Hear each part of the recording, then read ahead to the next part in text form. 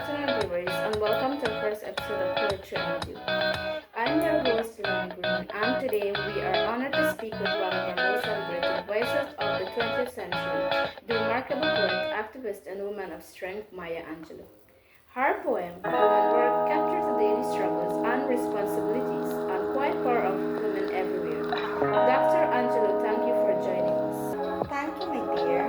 It's always a pleasure to speak about the experiences and spirit of women, especially those whose labor often goes unnoticed. Before we dive into the poem, could you share a little about the time when Women Works was written?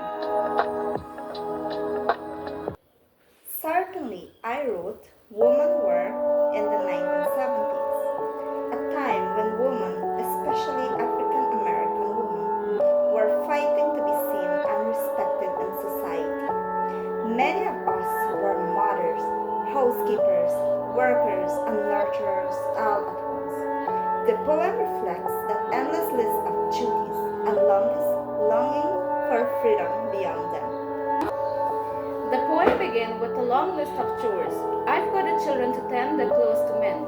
Tell us why you wanted readers to feel in the opening lines. I wanted them to feel the weight of a woman's labor, the exhaustion, but also the rhythm of her daily life.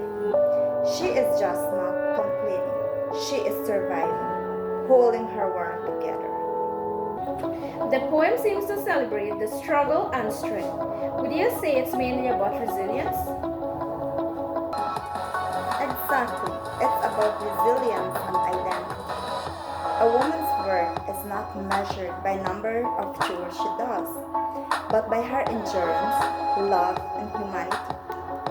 Even when life becomes overwhelming, she turns to nature, the sun, rain, snow, and storm, for comfort and renewal. You use such vivid imagery in this poem. Could you talk a little about some of the poetic devices you used? Of course, I use imagery to paint the picture of the woman's endless task. You can almost see her sweeping floors and pressing shirts.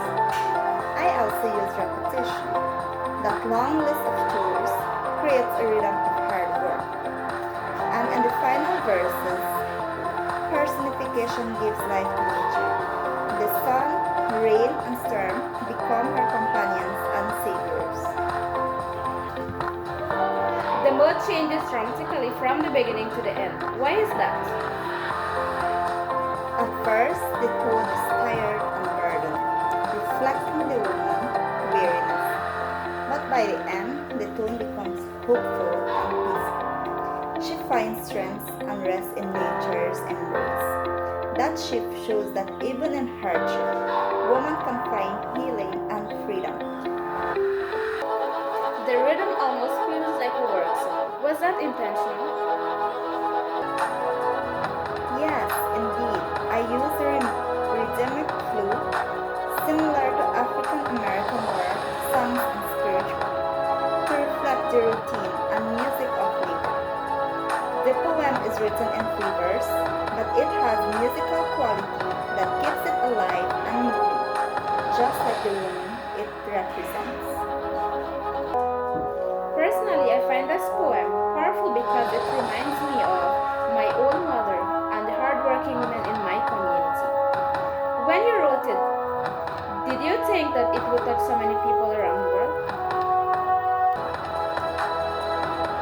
I hope it would, because the truth is, whether in America, Africa, or the Caribbean, women's work holds families and societies together.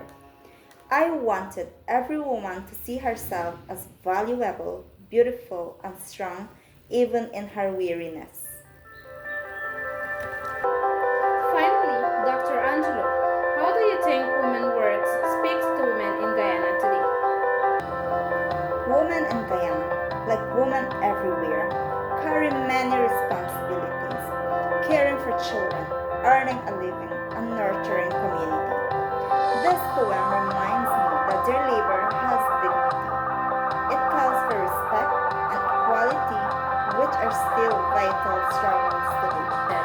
Your words continue to inspire generations of women to find strength in their everyday